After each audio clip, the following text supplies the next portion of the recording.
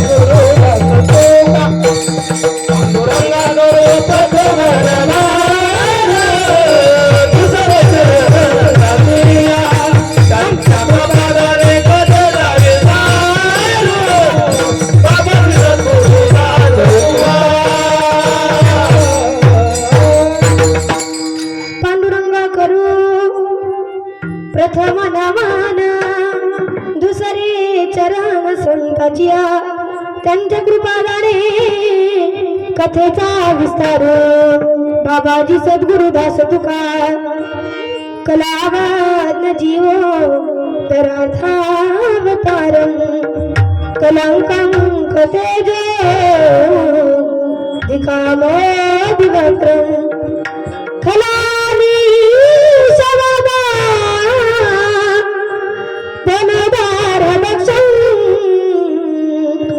समाधी समूर्तिं भजे ज्ञानदेव ओम नमो ज्ञानेश्वरा करुणा करा दया तुमचा अनुग्रह नाथलो पावन झालं चराचरी मस्तक हे पायावरी या वारकरी संतांच्या सेवेलागी सेवक झालो तुमच्या लागल निज चरणा सारे तीर्थ धामात के चरणों में सारे तीर्थ धामा पके चरणों में हे गुरुदेव प्रणाम आपके चरणों में गुरु मेरी पूजा गुरु गोविंद गुरु मेरा पार ब्रह्मा गुरु भगवंत गुरु ब्रह्मा गुरु विष्णु गुरुदेव महेश्वर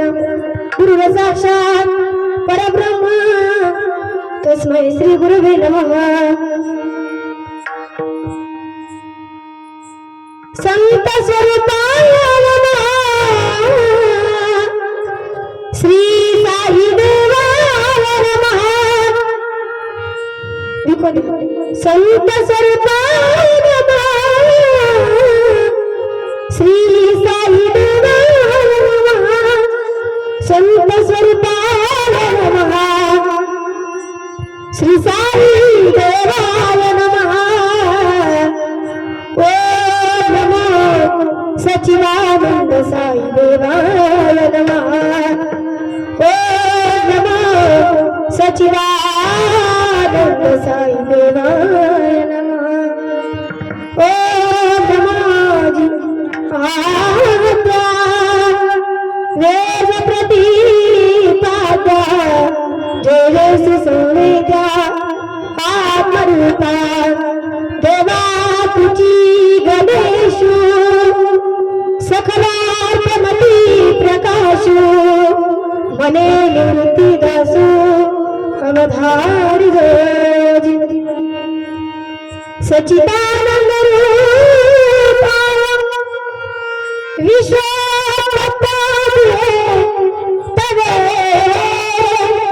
तापत्रय विनाशाय श्री कृष्णाय नमः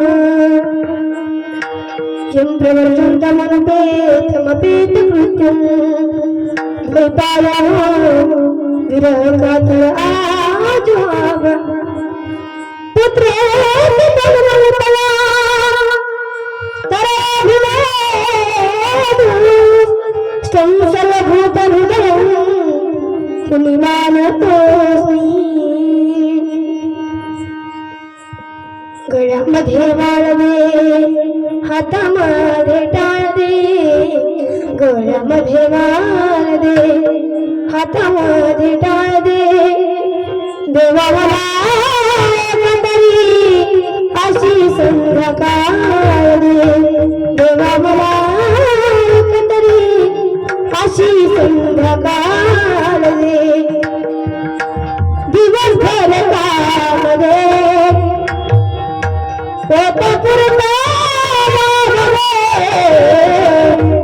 दिवसभर काम दे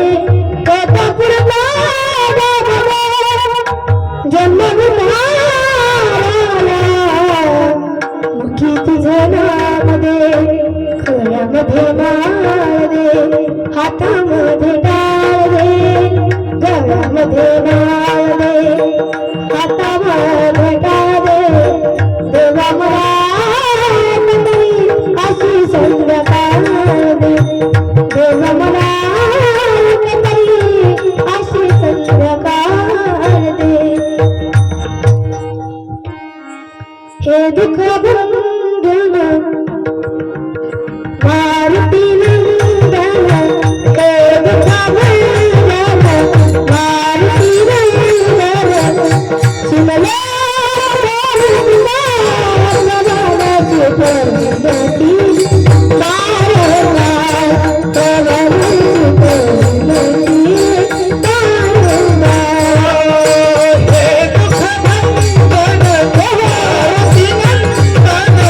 हे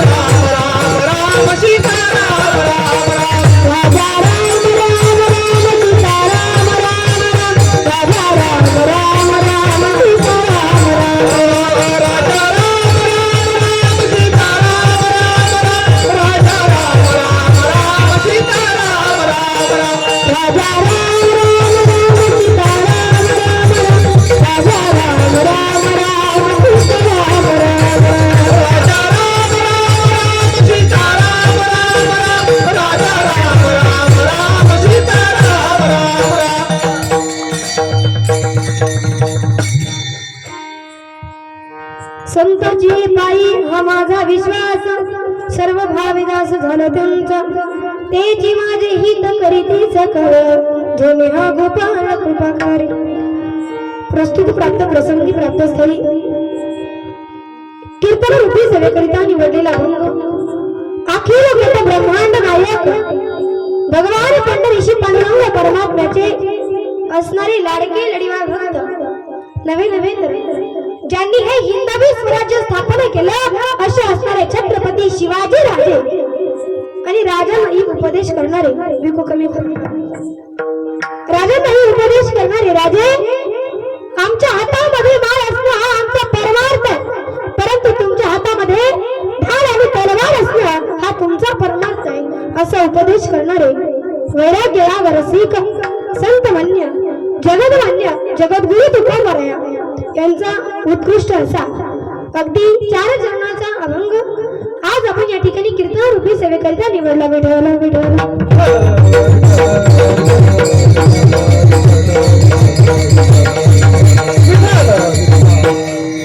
अभंग हा तुकाराम महाराजांचा आहे आणि या अभंगामध्ये जगद्गुरु तुकोबाराय सांगतात, महाराज म्हणतात की प्रत्येकाच्या जीवनामध्ये हे विश्वासाला फार महत्व असतं. मग तोच असणारा विश्वास, आता विश्वास माहिती आहे सर्वांना, विश्वास हा शब्द किती अक्षराचा आहे बरं? महिला मंडळ बोलत चला, बोलता येतं ना तुम्हाला सर्वांना? बोलता येतं का तुम्हाला? मग थोडस बोलायचं. मला सांगा, विश्वास हा शब्द किती अक्षराचा आहे? 3.5 अक्षराचा हा शब्द आहे. आणि आपलाच नरदेह आपल्या हाताने मोजा, किती हाताचा नरदेह आहे?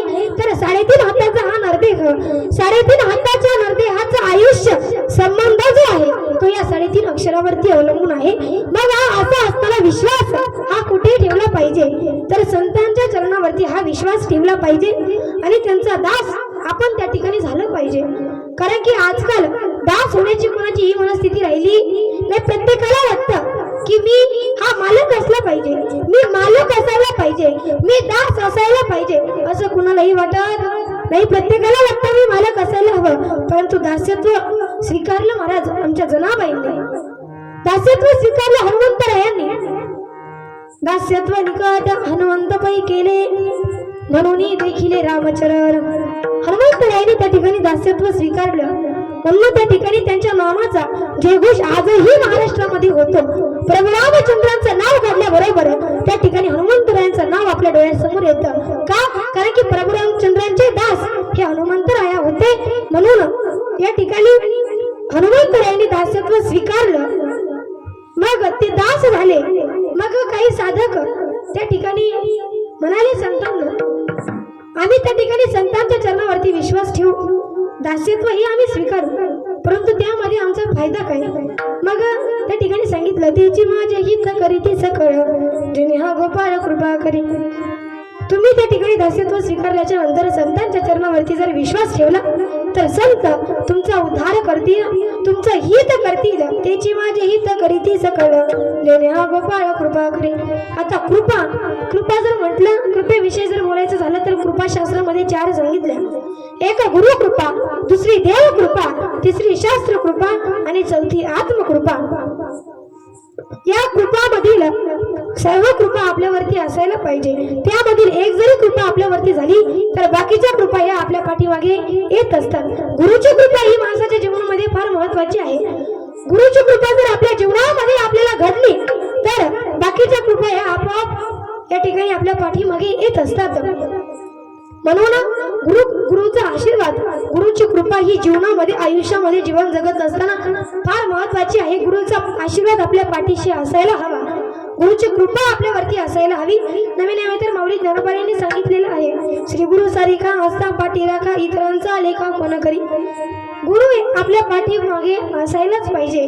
म्हणून गुरुची कृपा देखील आपल्यावरती महत्वाची आहे. म्हणून तेने हा गोपाळ कृपा करी. 3ऱ्या चरणामध्ये तुकोबाराय सांगतात, भागलिया माझा वाह तिलकडे, त्यांचे आणि जोडे सर्व सुख. आता मला सांगा, भगवंताच्याच विषयी जर विचार केला, बघा भगवंताच्या जवळ अनेक साधू संत जमलेले आहेत. काही कडेवरती बसलेले आहेत तर काही कुणी बोटाला धरलेलं आहे. विठू माझा लेकुर वाळा संगे गोपाळांचा मेळा. त्या ठिकाणी भगवंताच्या सर्व संत जवळ आहेत. मग तसंच या ठिकाणी जर परमार्थाच्या वाटेवरती जीवन जगत असताना त्या परमार्थाच्या वाटेवरती जर कोणी थकल्या तर भगवंताच्या प्रमाणे देवाच्या प्रमाणे संत देखील त्या साधकाला कडेवरती घेतात. आणि शेवटचं चरण आहे तुका म्हणे शेष सेविन आवडी वचन ना मोडी बोलिले रे. म्हणून जो या ठिकाणी तुम्ही संतांचं त्या ठिकाणी साधक व्हायला पाहिजे. संतांचे उष्ट अन्न खाण्यात त्या ठिकाणी आपले भाव असायला पाहिजे. मग त्या ठिकाणी हा झाला अभंगाचा सरळ भावार्थ. आता अभंगाचा सरळ भावार्थ झाला म्हणजे जवळजवळ निम्म कीर्तन समजल्यासारखं आहे. मग तुम्ही आता झोपले तरी काही हरकत नाही, जाताना उठून देईल मी तुम्हाला. महिला मंडळ पाठीमागच्या झोपल्या का काय नाही ना. विठाला विठाला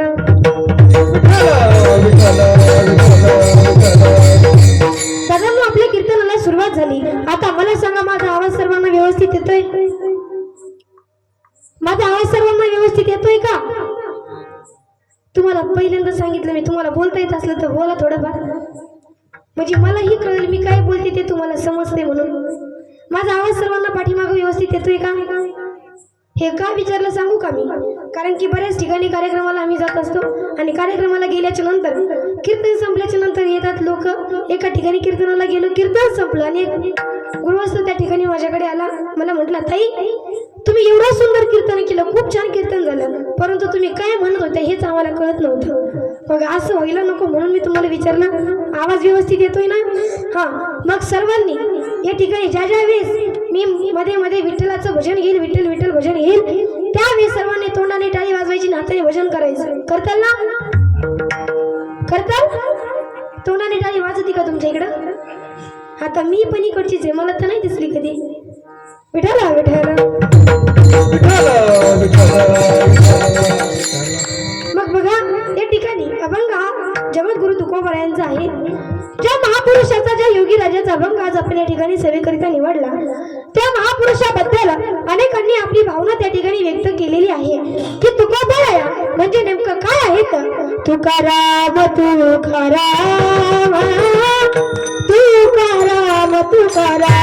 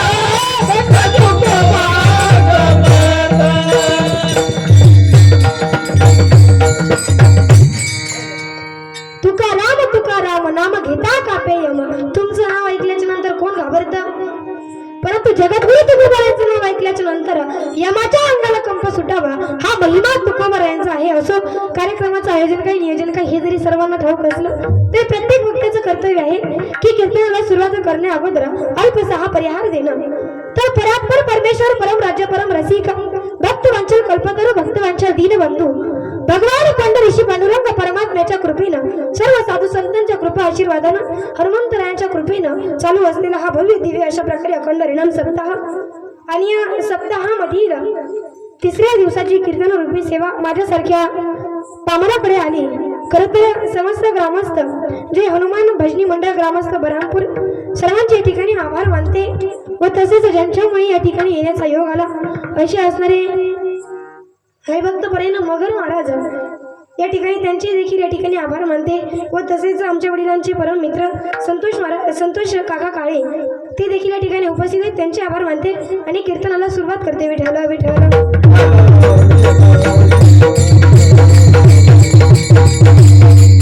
तुकोबारायांचं नाव ऐकल्याच्या नंतर यमाच्या अंगाला कंप सुटावा हा महिमा तुकोबारायांचा आहे.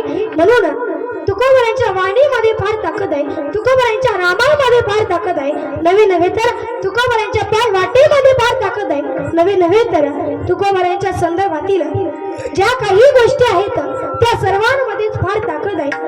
बघा सांगेन मी तुम्हाला या ठिकाणी सविस्तर करून. तुकोबाराच्या वाटेनं चालायची ती पायवाट देवाचं भजन करायचे. मला सांगा आपली वाट लागली तरी देखील आपण देवाचं भजन करा नाही, परंतु तुकोबाराच्या वाटेने चालायचे ती पायवाट देवाचं भजन करायची, विठ्ठलाचं भजन करायचे. मग त्या ठिकाणी तुकोबारायांचा एवढा मोठा अधिकार आहे, त्यांची पायवाट देवाचं भजन करते. सविस्तर करून सांगेन मी तुम्हाला. जगद्गुरु तुकोबारे रात्रंदिवस भजन करायचे. दिन रजनी हाची धंदा गोविंदाचे पोगाडे गोविंद गोविंद मना लागलिया छंद मना लागलिया छंद मना लागलिया छंद गोविंद गोविंद मना लागलिया छंद. रात्रंदिवस तुकोबाराय भगवंताचं भजन करायचे, नामचिंतन करायचे, स्मरण करायचे, अखंड चिंतन करत होते. तुकोबारींना भान राहिलं नव्हतं कशाचं. वेळेचं भान राहिलं नव्हतं, स्थळाचं भान राहिलं नव्हतं, काळाचं भान राहिलं नव्हतं. नवे तर मी स्वतः कोण आहे हे देखील ते विसरून गेले होते. भान त्यांना त्या ठिकाणी राहिलं नव्हतं. असैसा कोटी आठवची नाही देहीच विदेही भोगू दशा. मी स्वतः कोण आहे त्याचं देखील त्यांना भान राहिलं नव्हतं. त्या ठिकाणी तुकोबाराय कधी घरात भजन करायचे. 99% घरात तर भजन करत नव्हते, परंतु कधी घरात भजन करायचे, कधी भंडार डोंगरावरती करायचे, कधी घोर डोंगरावरती करायचे, कधी वामचंद्र डोंगरावरती करायचे. जिजाबाई फार बोलत होत्या. त्यांना आपल्या काय बोलतात पुरुष वर्ग आपल्याला, त्या एवढं बोलत होत्या महाराज. परंतु बोलत जरी असल्या जिजाबाई तरी त्यांच्या जीवनामध्ये एक नियम होता. आपल्या कपाळावरचा कुंकू, आपल्या गळ्यातील मंगळसूत्र, पायातील जोडवं हे जर कुणामुळे असेल ते जेवलंय का नाही ते त्या ठिकाणी अगोदर बघत होत्या. आता हे तुमचे बघतात की नाही हे मी तुम्हाला विचारणार नाही, तो अधिकार देखील मला नाही. परंतु तुकोबारायांच्या ज्या सौभाग्यवती होत्या त्या बघत होत्या की त्या ठिकाणी आपलं सौभाग्य जेवलंय का नाही. मग तुकोबारायांना जेवायचंय. मग तुकोबाई घरी सापडत होते का तर नाही. जिजाबाई फार बोलायच्या त्यांना, परंतु जेवत होते की नाही तुकोबाराय हे अगोदर पाहिजे. मग आणि महाराज जे बोलतात ना ते मोकळ्या मनाचे असतात, परंतु जे बोलत नाही परंतु करायचं ते करतात ते प्युअर आतल्या गाठीचे असतात. परंतु जे बोलतात त्यांचा राग येतो आपल्याला, परंतु त्यांचं बरोबर असतं. तसं जिजाबाई बोलत होत्या, परंतु त्यांच्या पोटामध्ये काही नव्हतं, मनामध्ये काही नव्हतं. महाराज जेवल्याशिवाय त्या कधी जेवत नव्हत्या. मग महाराजांना जेवायचंय, महाराज काही त्यांना घरी सापडत होते का तर नाही, महाराजांना जेवायचंय. मग काय करावं, महाराज घरी सापडत नव्हते. भाजी बनवावी, चपाती बनवावी, टोपलीमध्ये भरावी, त्यावरती झाकण ठेवावं आणि चप्पल सरकावी, निघावं महाराजांचा शोध घेत. आता त्या काळी मोबाईल सुद्धा नव्हते. आता त्या डोंगरावरती देखील रस्ता झाला, त्यावेळेस रस्ता देखील नव्हता. आपल्यातील देखील काही पूर्वज गेले असतील, विचारा त्यांना भंडाऱ्याची अवस्था काय होती. आता जिजाबाई गेल्यावर शोध घेत गेले, परंतु त्या ठिकाणी शोधावं, भंडार डोंगरावरती पाहावं, तिथं नाही सापडले. वामचंद्र डोंगरावरती पाहावं, तिथंही नाही सापडले. गोळ डोंगरावरती पाहावं, तिथेही नाही सापडले. मग काय करावं, महाराजांचा शोध घेत एखाद्या ठिकाणी जर महाराज सापडले तर चिडावं महाराजांवरती, बोलण्यातून चिड व्यक्त करावी. अहो महाराज कुठंतरी एका जागेवरती थांबत जा ना, शोधायचं कुठे मी तुम्हाला. एकतर घरात भजन करत जा, नाहीतर रोजचा एक डोंगर फिक्स करा. तसंही नाही जमलं तरी आज कुठल्या डोंगरावर जाणार ते मला सांगून जात जा. मी तुम्हाला तुमचा शोध घ्यायची मला जास्त गरज लागणार नाही. 2-3 डोंगर चढण्याची उतरण्याची गरज लागणार नाही. त्यावेळेस महाराज म्हणतात, अगं आवले तुला सांगण्यासाठी मलाच माझं स्वतःचं भान राहत नाही, कारण की मी माझं काही ठरवतच नाही. मला माहिती मी कितीही ठरवलं तरी ते होणार नाही, परंतु भगवंताने जे ठरवलंय ते माझ्या जीवनामध्ये घडल्याशिवाय राहणार नाही. आणि हे सत्य आहे महाराज. आपण कितीही ठरवा, कितीही षडयंत्र करा, त्याचा उपयोग त्या ठिकाणी होत नाही, परंतु भगवंताने जे आपल्या जीवनामध्ये घडवलंय ना ते घडल्याशिवाय आपल्या जीवनामध्ये राहत नाही. मग जिजाबाई म्हणतात, शोधायचं कुठे तुम्हाला? रोज एवढं डोक्यावरती घेऊन 2-2, 3-3 डोंगर चढावीत उतरावीत, कुठे शोधायचं? त्यावेळेस महाराज सांगतात, अगं आवले, 2-3 डोंगर चढण्याची आणि उतरण्याची तुला गरजच नाही. तू एक काम कर ना. काय करू म्हणे? डोंगर चढण्या अगोदर पाय वाटेला कान लावत जा. जी पायवाट देवाचं भजन करेल, समजा त्या वाटेनं मी गेलोय. आता जिजाबाईने डोक्यावरच टोपलं जे होतं ते दणकन खाली आदळलं आणि म्हटलं, महाराज इथं माणसाचे थोबाडे पटकन विठ्ठल म्हणत नाही, विठ्ठल विठ्ठल म्हणत नाही, आणि तुम्ही चालले मला सांगायला की पायवाट भजन करते? नाही म्हणे, शक्य नाही. महाराज म्हणतात, अगं आवले, तू प्रॅक्टिकली करून पहा. मग जिजाऊ आईसाहेब घरी आल्याच्या नंतर अख्खी रात्र विचारामध्ये गेली की खरंच पायवाट भजन करत असेल का. घरी आल्या त्या ठिकाणी रात्र विचारामध्ये गेली. दुसऱ्या दिवशी सकाळी लवकर उठल्या, काम आवरलं, सगळं आवरलं, भाजी चपाती बनवली, टोपलीमध्ये भरली, झाकण ठेवलं. ती भाजी चपाती गरम पोळू नये, भाजू नये म्हणून त्या ठिकाणी चुंबळ बनवली, चप्पल सरकवली आणि निघाल्या पुन्हा महाराजांचा शोध घेत. बरं दुपार झाली होती, पुन्हा डोंगर चढायचा. कपड्यावरती आठ्या गोळा झाल्या, परंतु मनामध्ये भाव जागा झाला, चेहऱ्यावरती हसू आलं की आज आपल्याला आपल्या पतीची ही पायवाटेवरून परीक्षा घ्यायची. मग जिजाबाईने त्या ठिकाणी डोक्यावरचं टोपलं खाली टेकवलं, गुडघे टेकवले, खाली वाकल्या, झुकल्या आणि आपला कान त्या पायवाटेला लावला. तर ती पायवाट त्या ठिकाणी म्हणत होती, मायबाप मेरो राधा रमण गिरिधारी, गिरिधारी श्याम बनवाई, मेरो राधा रमण गिरिधारी, गिरिधारी श्याम बनवाई, मेरो राधा रमण गिरिधारी, गिरिधारी श्याम बनवाई, मेरो राधा रमण गिरिधारी, गिरिधारी श्याम बनवाई. हरे राम हरे कृष्णा, हरे राम हरे कृष्णा, राम हरे कृष्णा, राम हरे कृष्णा. गायन करताना थोडं विकू देत जा, गायन करताना विकू देत जा. ती पायवाट सुंदर त्या ठिकाणी भगवंताचं भजन करत होती. जिजाबाई आश्चर्यचकित झाले, अरे पायवाट खरंच भजन करते. ती पायवाट त्या ठिकाणी म्हणत होती, विठ्ठला माझा बाबा पांडुरंगा, दीननाथा करुणा करा, दया सागरा, मेघश्यामा पांडुरंगा. ती पायवाट त्या ठिकाणी म्हणत होती, श्रीराम जय राम, जय जय राम, श्रीराम जय राम, जय जय राम, श्रीराम जय राम, जय जय राम, श्रीराम जय राम, जय जय राम, श्रीराम जय राम, जय जय राम, श्रीराम जय राम, जय जय राम, श्रीराम जय राम, जय जय राम, श्रीराम जय राम, जय जय राम.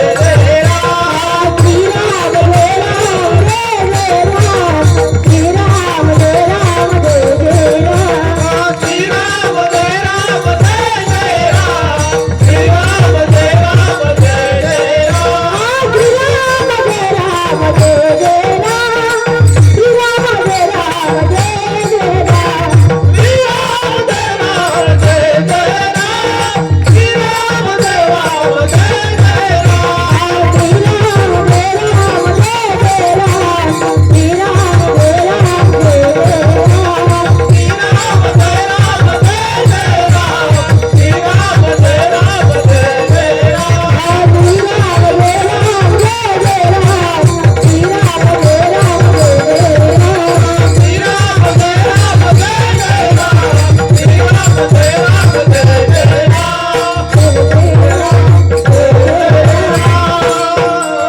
तुम्ही सर्वांनी टाळी वाजून भजन केलं, परंतु ती पैवाट देवाचं भजन करत होते.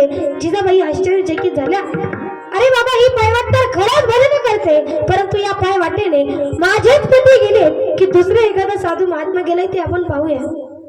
जिजाबाई सरळ वरती गेल्या, डोंगरावरती गेल्या, तर त्या ठिकाणी त्यांना खऱ्या साधूचं दर्शन झालं. मायबाप, ज्या साधूच्या अंगावरती भगवे कपडे नव्हते, धवल वस्त्र, शांत मूर्ती, भक्तीचं नामाचं तेज त्यांच्या चेहऱ्यावरती एवढं झळकत होतं की सूर्यप्रकाशालाही लाजवेल एवढं तेज त्यांच्या चेहऱ्यावरती होतं. असं साधूचं नाव, अशा संताचं नाव, ते म्हणजे जगद्गुरु तुकोबाराय. त्या ठिकाणी जिजाबाईने त्या ठिकाणी हात जोडले, नतमस्तक झाल्या आणि आपल्या पतीचा महिमा त्या ठिकाणी कळाला. म्हणजे मला सांगायचं मायबाप, जगद्गुरु तुकोबाराय एवढे अधिकारी संत आहेत, त्यांची पायवाट त्या ठिकाणी विठ्ठलाचं भजन करते, त्यांच्या नामामध्ये फार ताकद आहे. हे ते खूप मोठे अधिकार संपन्न संत ते आहेत. आणि दुसरी गोष्ट म्हणजे तुकोबाराया म्हणजे अजिबात सामान्य संत नाहीये. तुकोबाराया म्हणजे परमार्थाचं नाक आहे. आणि या नाकाला एवढं सुंदर नाक आहे, या नाकाला भक्तीचा शेंडा आहे. आता मला सांगा, आपण जर रूपाची पारख करायला गेलो तर कशावरून रूप ठरवत असतो? महिला मंडळ,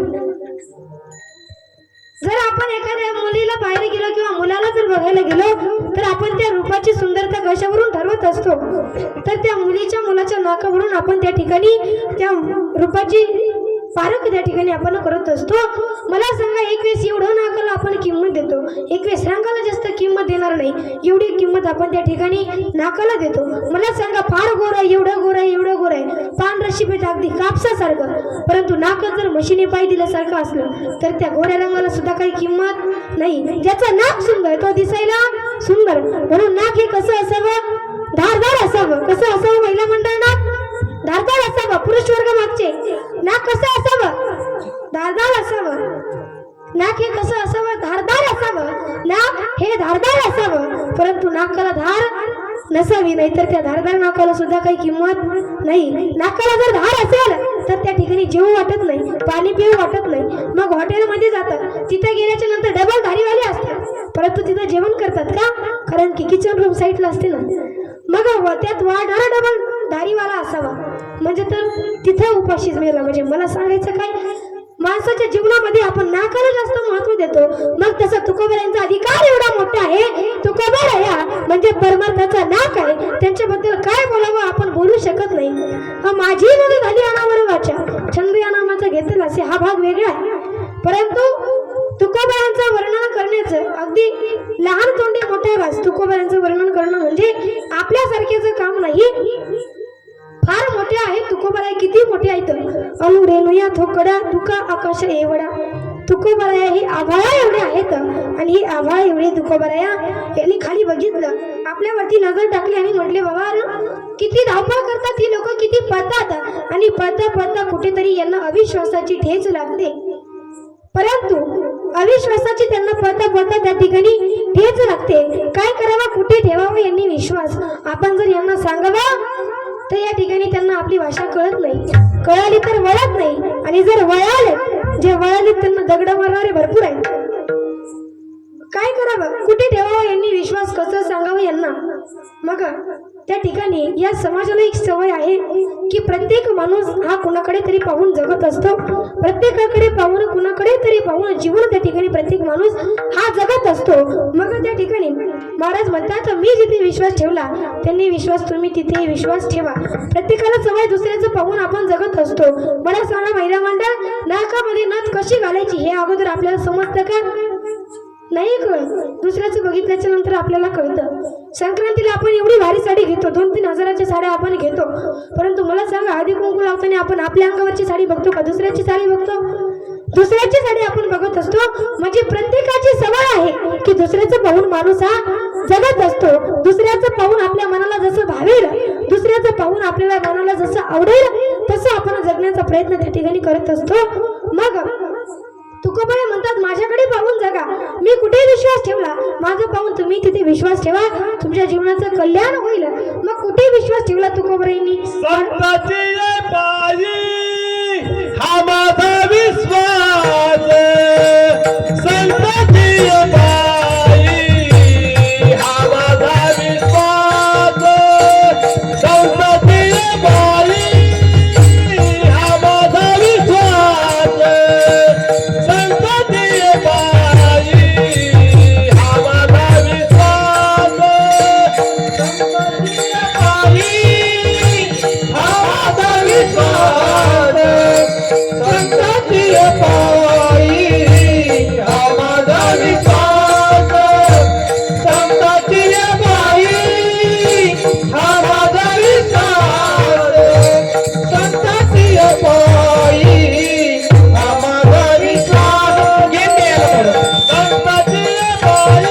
माझा विश्वास, संताची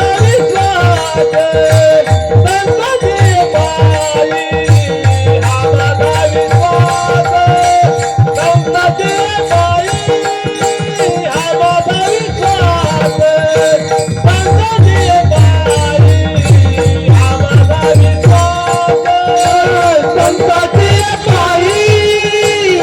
माझा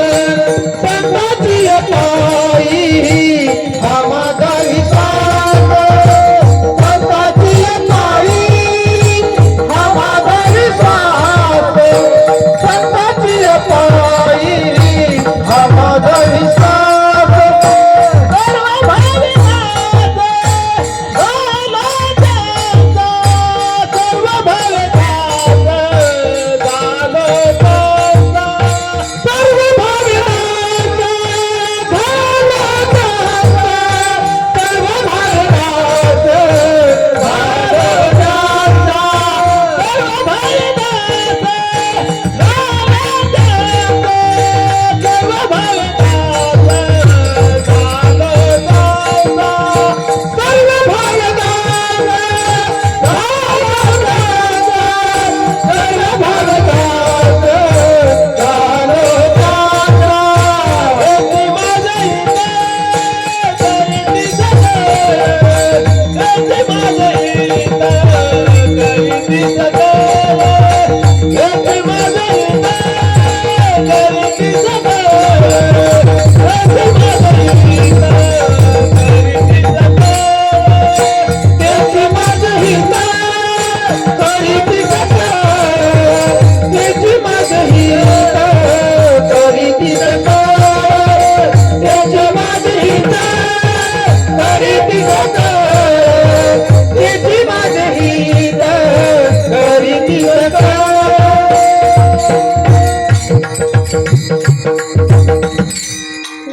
संतांची पायी हा माझा विश्वास, सर्व भावेदास झालो त्यांचा. संतांच्या चरणावरती विश्वास ठेवा. तुकोबाईंनी विश्वास कुठे ठेवला तर संतांची पायी हा माझा विश्वास, सर्व भावेदास झालो त्यांचा. आता मला सांगा विश्वास म्हणजे काय? आपण दिवसामधून जवळजवळ 10 ते 15 वेळा विश्वास विश्वास विश्वास म्हणत असतो, परंतु विश्वास नेमकं म्हणायचं कशाला? विश्वास म्हणजे काय? तर बघा तुम्हाला सांगून जाईल. महाभारताचं युद्ध पेटलेलं आहे आणि त्यामध्ये कौरवांच्याकडे पांडवांच्या 1.5 सैन्य आहे आणि पांडवांच्याकडे 7 अक्षौहिणी सैन्य आहे. 21,870 रथ, 21,870 हत्ती, 65,600 घोडे आणि 1,09,250 पायदळ. एवढं सगळं मिळून याची बेरीज जी होते ना त्याला 1 अक्षौहिणी म्हणतात. आणि असे 7 अक्षौहिणी सैन्य हे पांडवांकडे होतं आणि कौरवांच्याकडे हे त्यांचेही 1.5 सैन्य होतं. परंतु तरी देखील पांडवांचे जे बलाढ्य योद्धे होते, जे मोठे मोठे योद्धे होते, त्यांच्या केसाला सुद्धा धक्का लागत नाही.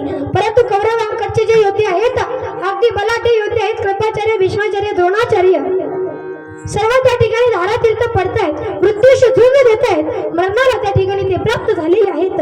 आणि हे दुर्योधन आपल्या उड्या डोळ्याने पाहतोय की ज्याला हस्तिनापूरच्या राजगादीची फार लालस आहे, ज्याला हस्तिनापूरच्या राजगादीची फार लालस आहे, जी गादी प्राप्त होण्यासाठी कपटाने छळलं. ज्या वेळेस पांडव नीतीनं मागायला आले, अर्धच द्या, नाही अर्ध द्यायचं तर 5 गावेच द्या, परंतु 5 गावे काय, सुईच्या टोकावर बसेल एवढी सुद्धा माती त्या पांडवाला मिळणार नाही का? कारण की स्वार्थाचा अतिरेक झाला.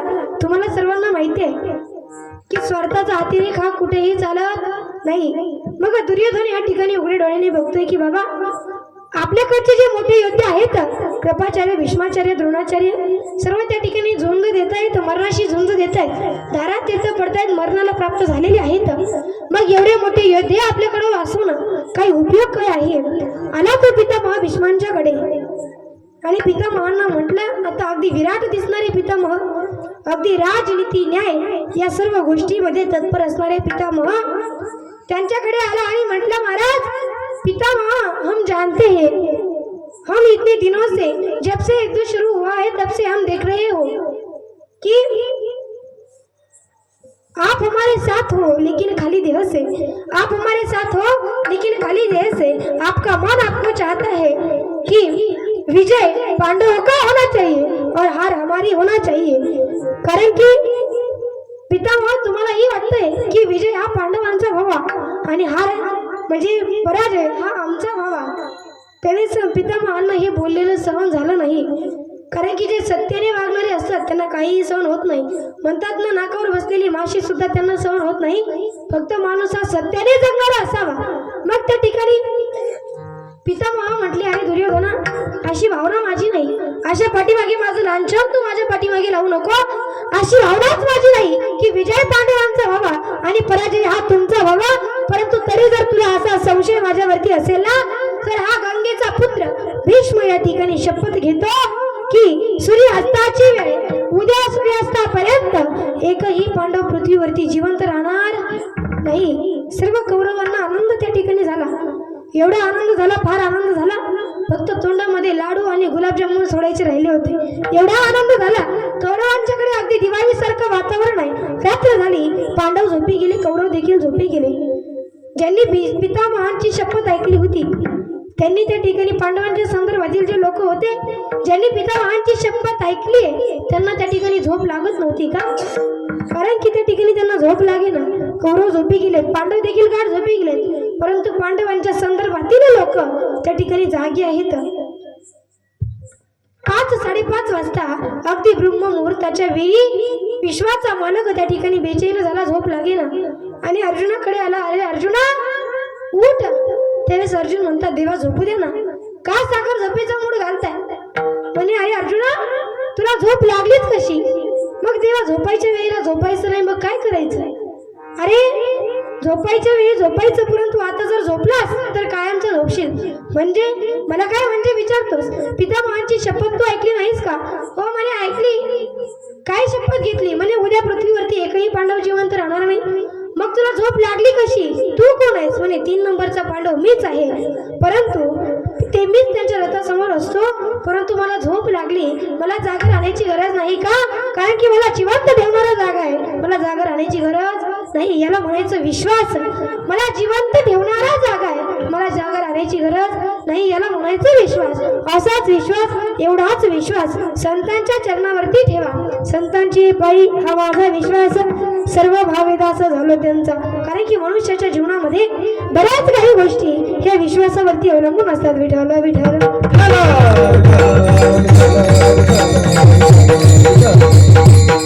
मनुष्याच्या जीवनामध्ये बऱ्याच काही गोष्टी या विश्वासावरती अवलंबून असतात. आता मला सांगा, ज्यावेळेस आपण आजारी पडतो, औषध गोळ्या घेण्यासाठी आपण कोणाकडे जातो? डॉक्टरकडे जातो. डॉक्टरांकडून आपण औषध घेतो, ते औषध आपण पितो का? आपल्याला विश्वास आहे डॉक्टर आपल्याला बरं होण्याचंच औषध देतील. हा विश्वास आहे डॉक्टर आपल्याला बरं होण्याचंच औषध देतील. पैसे देतो आपण त्यांना, मग औषध घेतो. आपल्या त्याच्या पाठीमागे फार मोठा विश्वास विश्वास आहे. किंवा आपण आपली मुलगी दुसऱ्याच्या घरामध्ये देत असतो. आपण आपली मुलगी दुसऱ्याच्या घरामध्ये देतो, मागतील तेवढा हुंडा देतो, पैसे देतो. का? कारण की आपल्याला माहित असतं आपल्या लेकराला ते त्या ठिकाणी चांगलं सांभाळतील. किंवा दुसऱ्याची मुलगी आपण आपल्या घरामध्ये सून म्हणून करून आणतो, त्यावेळेस आपण हुंडा कमी करतो किंवा फुकट करून आणतो. आता सगळ्या मुलांवरती फुकट केली तरी भेटत नाही, असं बऱ्याच मुलांवरती वेळही आलेली आहे. परंतु आपण फुकट मुलगी करून आणतो, हुंडा देखील कमी करतो. का? त्याच्या पाठीमागे आपला विश्वास आहे की मुलगी आपल्याला चांगलं सांभाळेल. परंतु याच विश्वासाला तड करून त्या ठिकाणी तडा जातो. मग विश्वासाला तडा गेल्याच्या नंतर मग सर्व लोक जागी होतात. मग नीट भागवत गाठतात, हरिपाठ गाठतात, काकडा त्या ठिकाणी गाठत असतात. मग त्या ठिकाणी त्याला आणि विश्वासाला तडा गेलाच पाहिजे महाराज, त्याशिवाय काही यांना हरिपाठ कीर्तन दिसतंय. विश्वासाला तडा गेला जातो. म्हातारीची घरातली ताकद कमी झाल्याच्या नंतर विश्वासाला तडा जातो. म्हणून सर्व म्हाताऱ्यांना, सर्व आज्यांना माझी विनंती आहे की जर तुम्हाला तुमच्या जीवनामध्ये वाटत असेल की विश्वासाला तडा जाऊ नये, जर जीवनामध्ये तुम्हाला वाटत असेल विश्वासाला तडा जाऊ नये, तर तरुण असताना हरिपाठामध्ये येऊन बसा. नाही हरिपाठाला येता आला, घरातली घरात हरिपाठ करा. सुनेला चांगले संस्कार लावा, धार्मिक संस्कार लावा. मुलीला चांगले संस्कार लावा, मुलाला चांगले संस्कार लावा, जेणेकरून कुणाच्याच विश्वासाला तडा जाणार नाही. परंतु म्हातारी माणसं विश्वासाला तडा गेल्यावर सावध होतात. बघा, मग कीर्तनामध्ये येऊन बसतात. असंच माझ्या कीर्तनामध्ये एक म्हातारी येऊन बसली, अगदी बारीक तोंड करून बसली. मी म्हणलं काय झालं आजी? ती म्हटली काय ताई, बरं आहे ते बरं आहे. मी म्हणलं नेमकं झालं काय? एवढं म्हणूस तर म्हातारीला दम, म्हातारीने जीच बोलायला सुरुवात केली. काय सांगू तुला, म्हातारी एवढी मोठीनं रडायला लागली. मी म्हणलं आजी रडाता का? नेमकं तुम्हाला झालंय काय ते तरी सांगा. ताई विचारूच नका. आता माझ्याशिवाय दुसरं कोणी विचारलं नव्हतं म्हातारीला, तरी म्हातारी म्हणते ताई विचारूच नका. मी यांना नेमकं झालंय का? म्हातारी म्हटली अहो ताई, मी यांना झालंय काय? म्हाताऱ्याचा काही त्रास आहे का? नाही म्हणे म्हातारा फार चांगला आहे. मेलं मग मुलांचा काही त्रास आहे का? मुलं तर सोन्याहून पिवळी. मेले मग नातवंडाचा काही त्रास आहे का? नातवंड तर गुलाबाच्या फुलासारखे आहेत. मेलं मग नेमकं काय झालं, तुम्ही रडताय का? ती म्हणे ती नाही का किरसुनी. मी म्हणलं कोण किरसुनी? म्हटलं शेजारी का? नाही म्हणे शेजारी पण फार चांगले. शेजारी तर माझी मैत्रीणच आहे, जीवाची जीवलग आहे. मग त्या ठिकाणी मी म्हणलं नेमकं कोण? सुनबाई का? म्हणे हो सुनबाई. म्हणलं काय झालं, काय केलं तिने? अहो ताई काय सांगावं, पातळच्या पाण्याचा चहा मला, भाजीला तेल सुद्धा नाही, अंगाला साबण नाही, कपड्याला साबण नाही, एवढी अवघड परिस्थिती आहे. मी म्हणलं ताई एवढा त्रास देते तुमची सून तुम्हाला? सून जवळच्या नात्यातली का लांबच्या नात्यातली हो? तिने सांगितलं सख्या भावाची. मी म्हणलं सख्या भावाची? मग तर मला शॉकच बसला. मी म्हणलं सख्या भावाचीच सून आहे का? म्हणे हो सख्या भावाचीच करून आणली. मग म्हणे तरी एवढा त्रास देते, काय सांगावं ताई? दात घासायला ब्रश नाही, कोलगेट नाही, मंजन नाही, काहीच नाही, काय करावं? मग जगावंच वाटतं, मरूच वाटतंय, जगावंच वाटत नाही. मी म्हटलं आजी मरू नका, माझ्या बरोबर चला. म्हणे कधी नेता? मी म्हटलं आता चला. नाही म्हणे आता नाही, शेतातला जरा कापूस फुटलाय, कापूस वेचून झाला की मग येते. म्हणजे म्हातारी काय म्हणते ऐकलं ना तुम्ही? म्हणजे म्हातारी म्हणते सुनेला काम करू लागणार आणि माझ्या डोक्याला ताप द्यायला मग येणार. म्हणजे त्या ठिकाणी म्हातारी माणसं विश्वासाला तडा गेल्याच्या नंतर त्या ठिकाणी सावध होतात. विठाला विठाला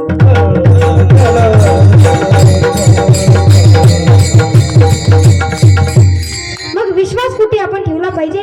संतांच्या चरणावरती, संतांच्या पायावरती आपण विश्वास त्या ठिकाणी ठेवला पाहिजे. संतांच्या चरणावरती विश्वास कोणी ठेवला? बघा उदाहरण देखील आहे तुम्हाला सांगून जाईल.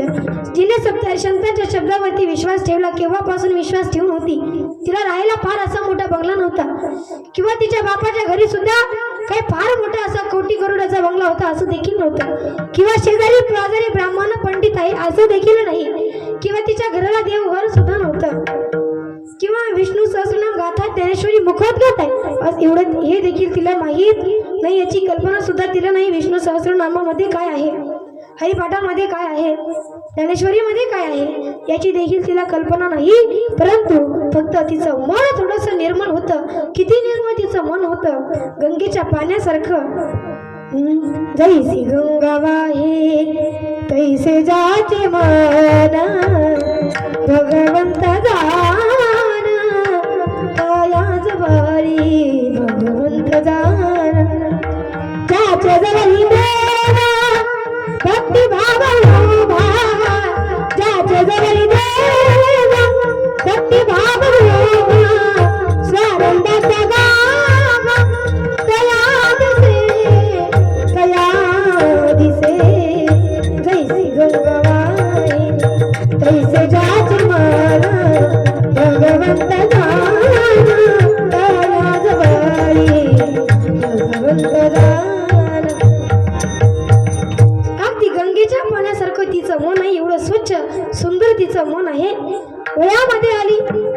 चर्चा त्या ठिकाणी चालू झाली. लग्नाची चर्चा चालू झाली. लग्न ठरलं. आता तिने विचारलं, लग्न ठरलं. दारामध्ये त्या ठिकाणी हजारो बोकडे बांधण्यात आली.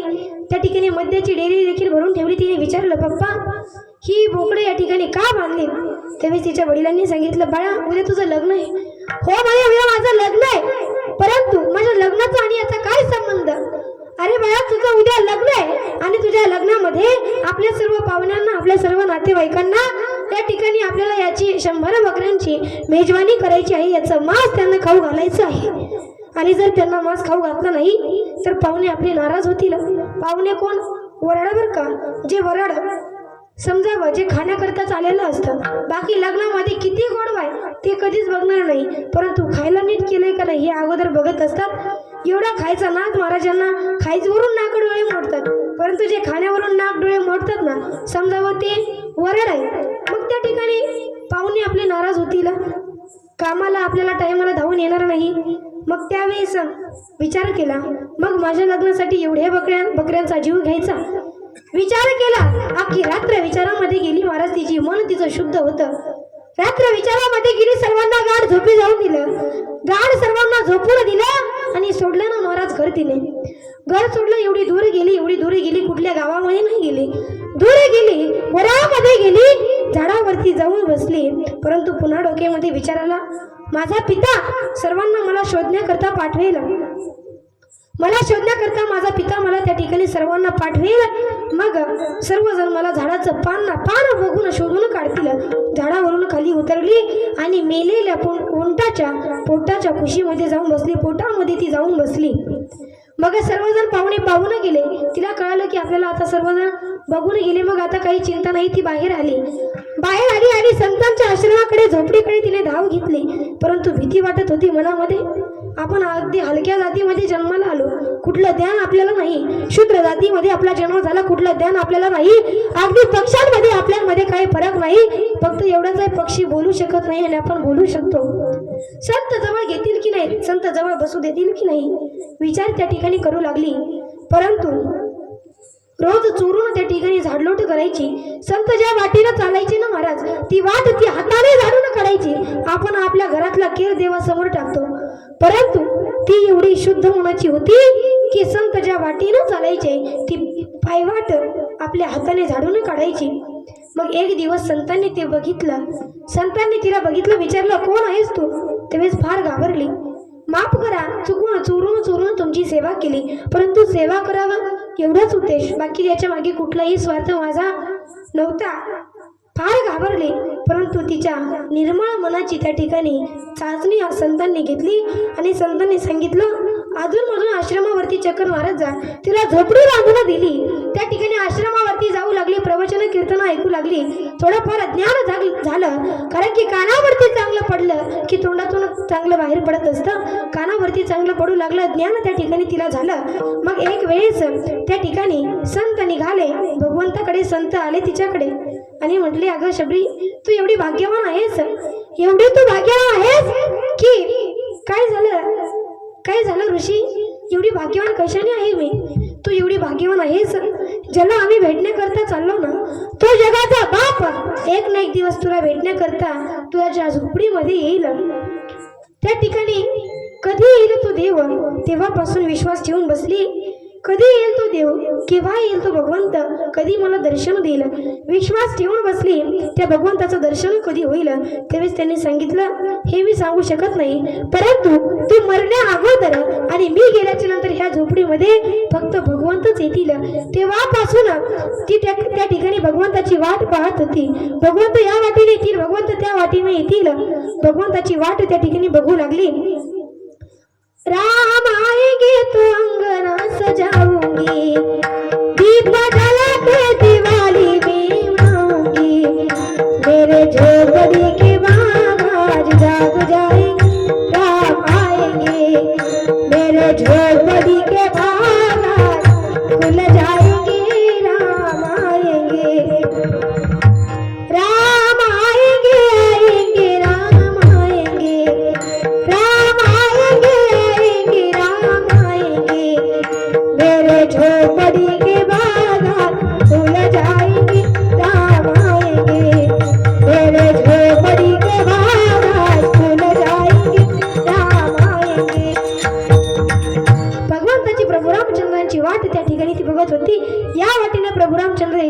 त्या वाटेने प्रभू रामचंद्र येतील तेव्हापासून विश्वास ठेवला. केव्हापासून? त्यावेळेस ऋषीने सांगितलं होतं मी गेल्याच्या नंतर या झोपडीमध्ये भगवंत येतील तेव्हापासून शबरीने विश्वास ठेवला. जेव्हापासून विश्वास ठेवला तेव्हा भगवंताचा जन्मच व्हायचा होता.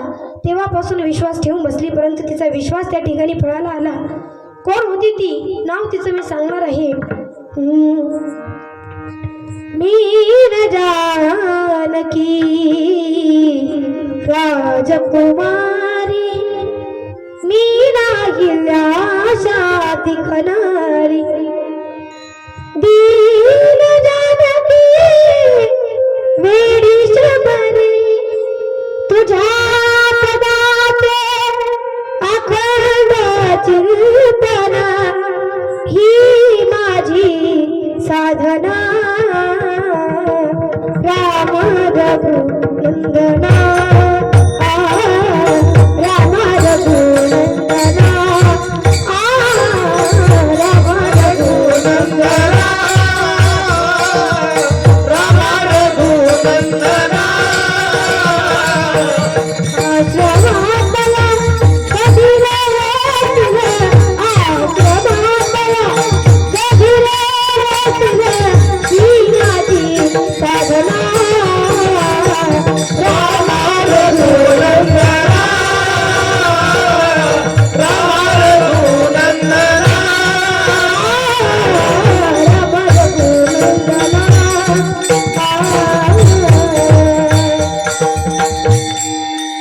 तेव्हापासून त्या ठिकाणी शबरीच्या विश्वासाला त्या ठिकाणी तो देव पावला. आला चाला तर त्या ठिकाणी भगवंत शबरीच्या त्या ठिकाणी दारामध्ये शबरीने एवढं सुंदर स्वागत त्या ठिकाणी केलं. एवढं सुंदर स्वागत त्या ठिकाणी केलं. सजा दे घर को गुलशन सा सजा दे घर को गुलशन सा अवध मेरा माए मेरा माए राम आए अवध मेरा अवध में राम आए मेरे सरकार अवध में राम आए मेरे सरकार मेरे सरकार लगी दुनिया विरान से लगी दुनिया विरान से मेरे घर राम आए मेरे घर कभी चलगा सजा रे घर कभी चलगा मेरे सरकार आए मेरे सरकार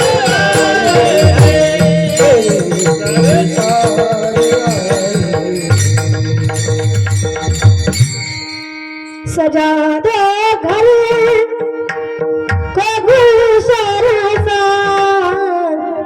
सजा दे घर को गुलशन सा अवध मेरा माए अवध मेरा माए मेरे सरकार आए मेरे सरकार आए लगी कुटिया भी दीवार से लगी कुटिया भी दीवार से मेरे घर राम आए सजा दो घर को गुलशन सा मेरे सरकार आए. त्या ठिकाणी शबरीने एवढं सुंदर स्वागत केलं. आला जगाचा बाप त्या ठिकाणी आला महाराज.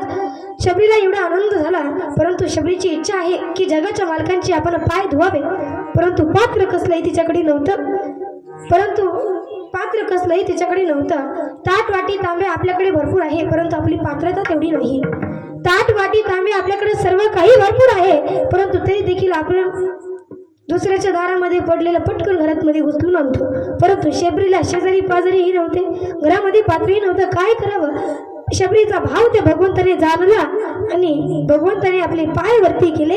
शबरीने भगवंताच्या पायाखाली आपले हात घातले. संतान त्या भगवंताच्या चरणावरती डोकं टेकवलं आणि एवढी रडायला लागली, एवढी रडली की त्या अश्रुधारांनी त्या ठिकाणी भगवंताचे पाय त्या ठिकाणी तिने धुवून काढले. म्हणजे बघा, शबरीकडे भगवंत शबरीच्या घरी आले, परंतु तिच्याकडे पाय धुण्यासाठी भगवंताची पात्र नव्हतं. परंतु आपली घर पात्राने गच्च भरली. महाराज, आपली घर पात्राने गच्च भरली, परंतु शबरी एवढी पात्रता आपली नाहीये की जगाचा बाप आपल्या घरी येईल. एवढी पात्रता आपली नाहीये. पात्र भरपूर आहेत आपल्याकडे, तसं शबरीकडे पात्र नव्हतं, परंतु पात्रता भरपूर होती. मग शबरीने विश्वास ठेवला. तिचा विश्वास त्या ठिकाणी फळाला आला. संतांच्या चरणावरती विश्वास ठेवला. विश्वास फळाला आला. तिच्या विश्वासाला देव त्या ठिकाणी पावला. मग तिचा त्या ठिकाणी उपयोग झाला. विठ्ठल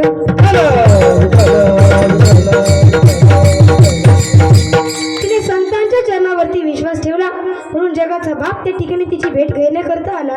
जगाच्या बापाने तिची भेट घेतली, म्हणून आपलीही जगाचे बाप भेट घेईल. परंतु विश्वास कुठे ठेवला पाहिजे? संतांच्या चरणावरती विश्वास ठेवावा. संतांचे पायी हा माझा विश्वास, सर्व भावे दास झालो त्यांचा. संतांच्या चरणावरती विश्वास ठेवला पाहिजे आणि संतांचा दास आपण त्या ठिकाणी झालं पाहिजे. पहिल्यांदाही मी सांगून झाले, आजकाल दास होण्याचं कुणालाही घेणं पडलं नाही. कुणीही दास व्हायला तयार नाही. प्रत्येकाला वाटतं मी मालक असावा, मी त्या ठिकाणी काय असावा, मी मालक असावा, मी दास असावा, असं कुणालाही वाटत नाही. परंतु दास कोण झाले? हनुमंतराय दास झाले. म्हणून आपणही काय केलं पाहिजे? दास त्या ठिकाणी झालं पाहिजे. दास घेतल्या, दास झाल्याच्या नंतर संतांच्या चरणावरती विश्वास ठेवल्याच्या नंतर काय होईल? महाराज अभंगाच्या दुसऱ्या चरणामध्ये सांगतात, त्याची माझे हित करी ती सकळ, त्याची माझे हित करी ती सकळ, त्याची माझे हित करी ती सकळ, त्याची माझे हित करी ती सकळ, त्याची माझे हित करी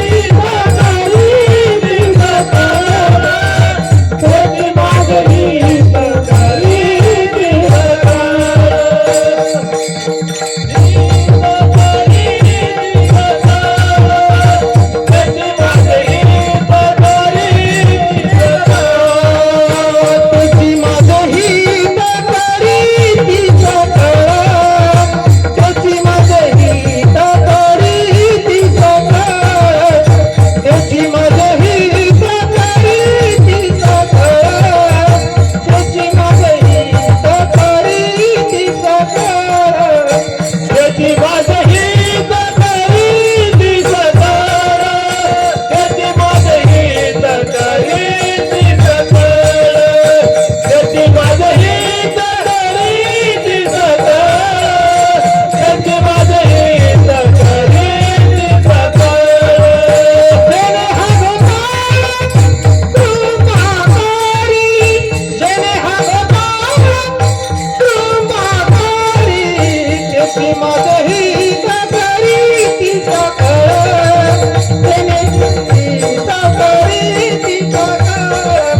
त्याची माझे हित करी ती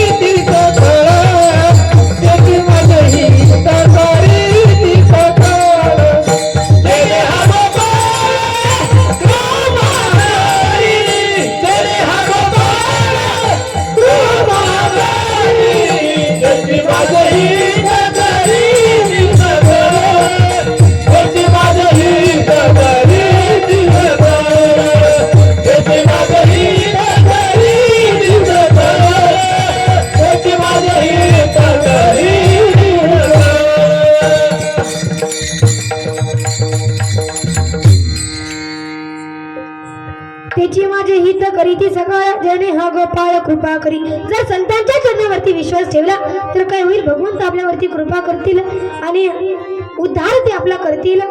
म्हणून संतांच्या चरणावरती विश्वास ठेवला पाहिजे, त्यांचा दास आपण या ठिकाणी झालो पाहिजे.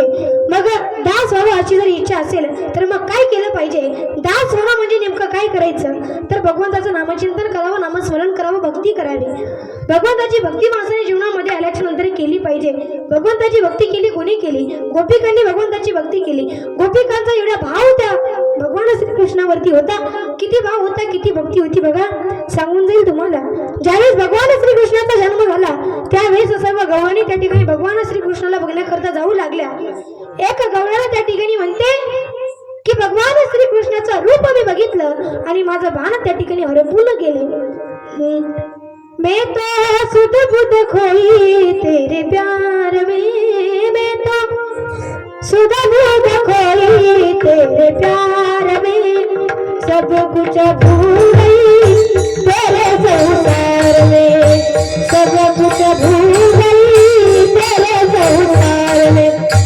दीप जला के ज्योत जला के, दीप जला के ज्योत जला के, चरण ले गुरुवाले ओ भगवाने, गुरुवाले ओ भगवाने.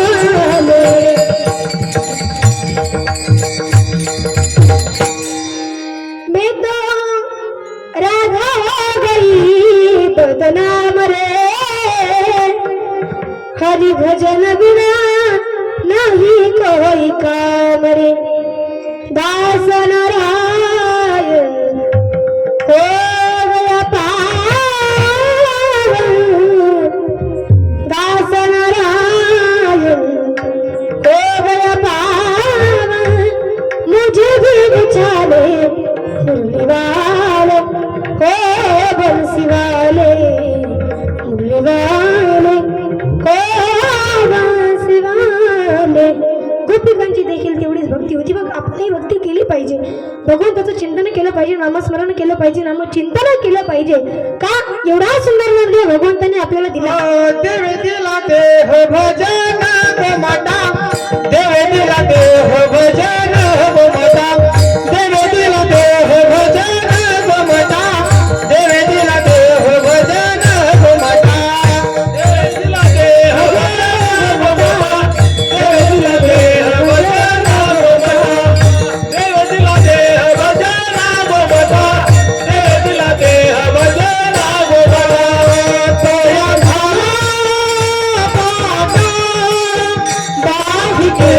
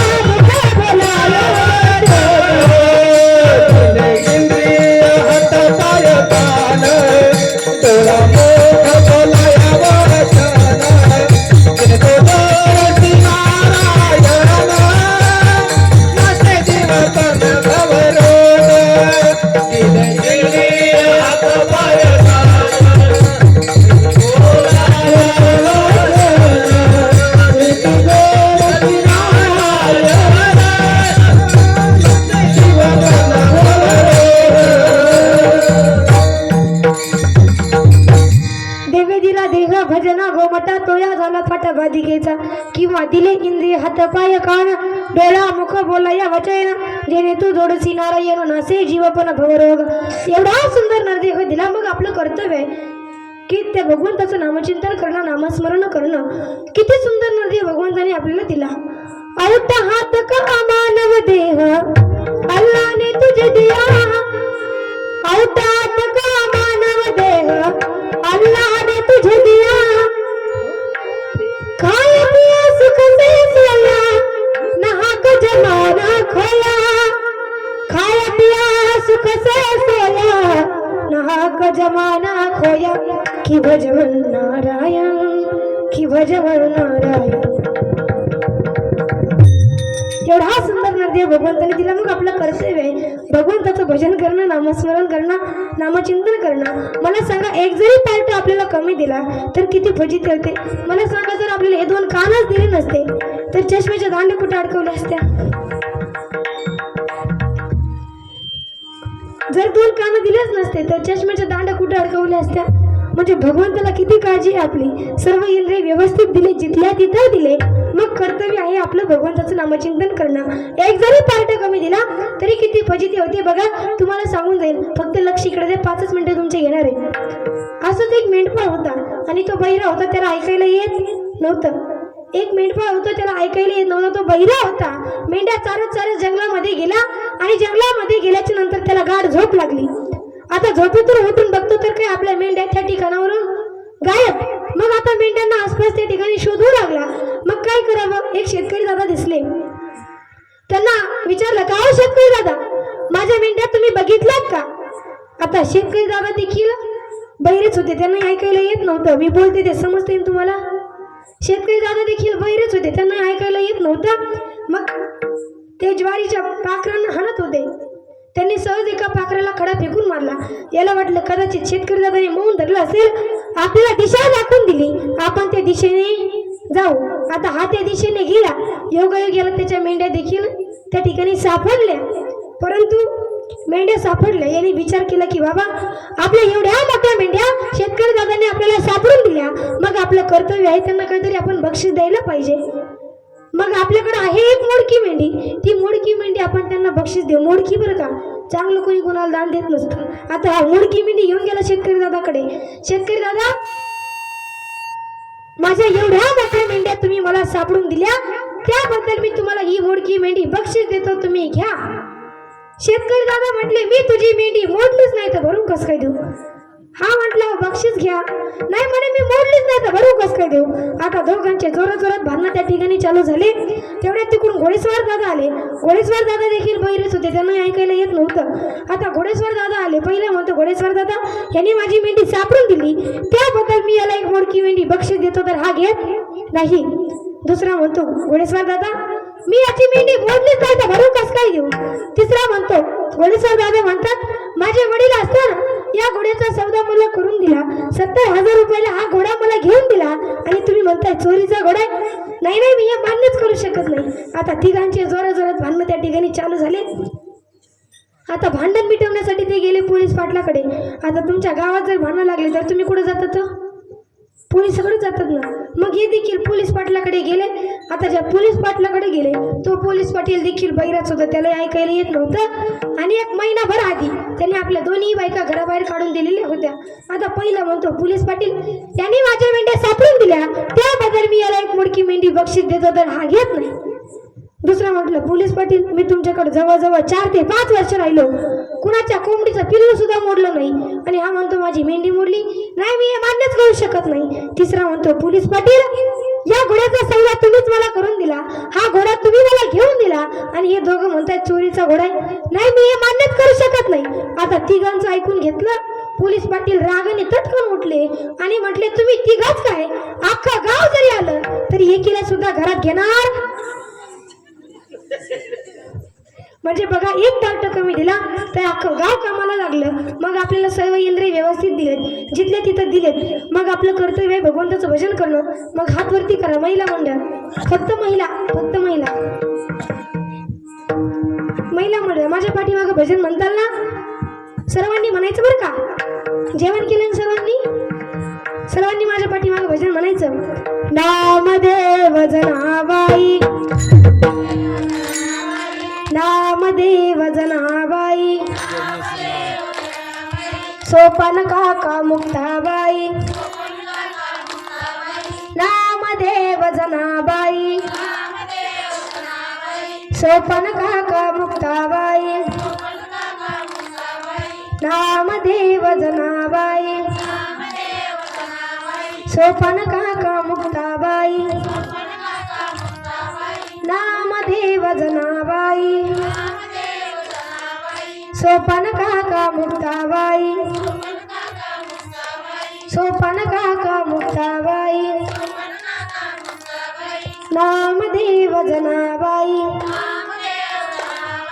सोपान काका मुक्ताबाई. मागच्या बाया बोलत नाही, म्हणल्या दोन तीन का होईना म्हणले बरं का. असं घ्या सर्वांनी आपले दोन्ही हातवरती, सर्वांनी हातवरती घ्या. महिला मंडळ पुरुष वर्ग पाठीमागचे इकडचे तिकडचे सर्वांनी घ्या. मला तुम्ही सर्व दिसताय तिथून. सर्वांनी हातवरती घ्या. मी जरी बघत नसले तरी वरून देव बघतो. पुन्हा काय झालं तर माझ्याकडे यायचं नाही बरं का. नाहीतर म्हणताल महाराज आपल्या जवळचाच आहे, चला भेटून ये. मी येऊन सुद्धा देणार नाही तुम्हाला. हातवरती घ्या आत्ताच, राहू द्या सकाळपर्यंत. विठोबा रखुमाई